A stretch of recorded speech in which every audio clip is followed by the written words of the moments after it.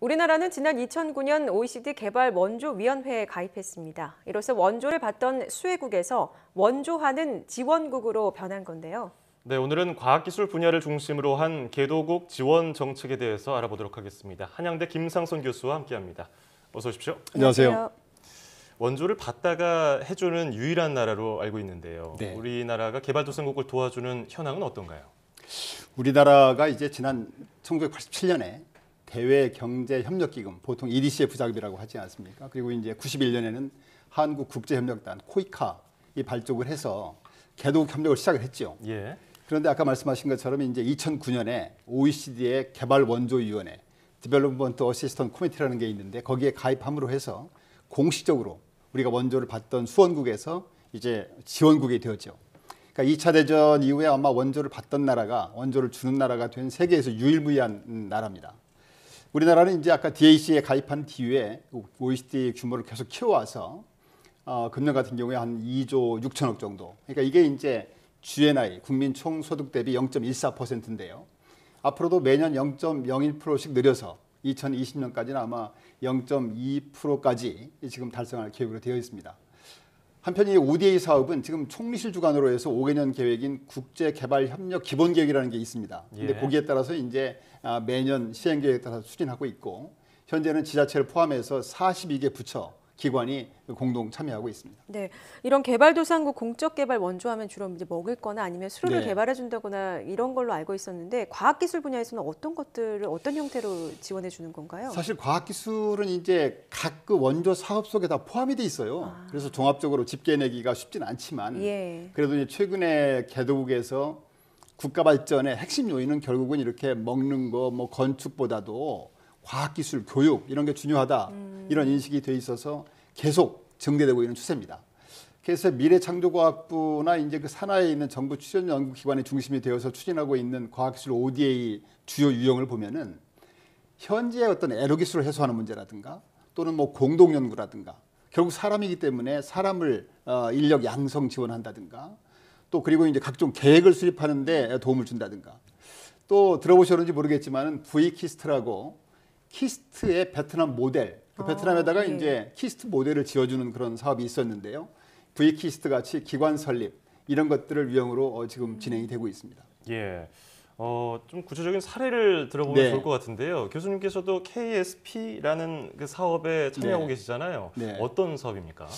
KSP 사업은 이제 Knowledge Sharing 프로그램. 그래서 이제 지식을 서로 공유하는 사업입니다. 예. 그래서 우리가 가지고 있는 그 난리지. 그러니까 이제 아까 말씀하신 것처럼 개도국이라는 개도국들이 보통 뭐 공항을 지어주거나 병원을 지어주거나 학교를 지어주거나 이런 어떤 유형적인 시설물도 중요하지만 사실은 그거보다는 보다 의미가 있는 것은 우리의 어떤 발전 경험, 노하우를 전하는 게 중요하지 않습니까? 예. 지금 세계 각국이 한국을 코리안 미러클이다 부르잖아요. 그래서 우리가 또 6.25 뒤에 황무지 상태에서 오늘날 이렇게 이제 성장할 때까지 생생한 경험을 바탕으로 해서 그 나라가 안고 있는 그런 애로사항에 대해서 해결책을 제안해주는 그런 역할을 하는 그런 사업이 지금 KSP 사업인데요.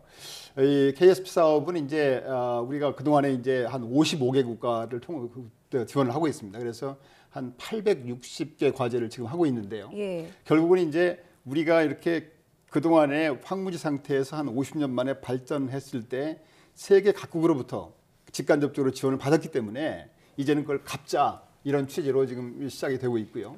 이 KSP 사업은 이제 기획재정부하고 한국개발연구원 있죠, KDI라고 예. 거기서 주관을 하고 있으며 현재까지는 이제 아까 말씀드린 것처럼 한 55개 국가 한 860여 개 정책 과제를 추진해 오고 있고요.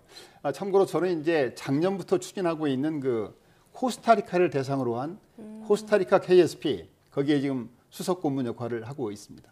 그럼 코스타리카에서는 어떤 일을 하게 되는 건가요? 코스타리카가 어딘지 아세요? 기억? 중앙 그 외 예. 북미 남미 사이에 그 잘록한데 예. 거기에 있는 나라죠. 그러니까 니카라과하고 파나마하고 사이에 있는 나라입니다. 근데 굉장히 작은 나라예요. 인구가 한 500만이 안 되고 그런데도 불구하고 이제 코스타리카란 말이 리치 코스트, 풍요로운 해안 그런 뜻이 있듯이 아마 세계에서 행복 지수가 제일 높은 나라다 이렇게 얘기를 하고 있고요. 예. 실제로 중앙아메리카 여러 나라 중에서도 1인당 국민 소득이 제일 높은 나라로 알려지고 있습니다. 우리나라는 이제 지난 62년도에 지금 국교를 수립했고 양자 간의 FTA를 체결해서 아마 좋은 관계를 유지하고 있는데요. 특히 코스타리카는 생물 자원의 보고입니다. 그래서 전 세계 생물 자원의 한 5%를 보유하고 있는 나라이기 때문에 우리나라하고는 이제 지난 2005년에 한 코스타리카 생물 사원 소재 공동 연구센터를 설립해가지고 그 천연 신약이라든가 식품 의약 소재 개발을 위해서 지금 공동 노력을 하고 있습니다. 코스타리카 KF 사업은 이제 2013년에 지금 시작해서 이제 4년 차인데요. 예.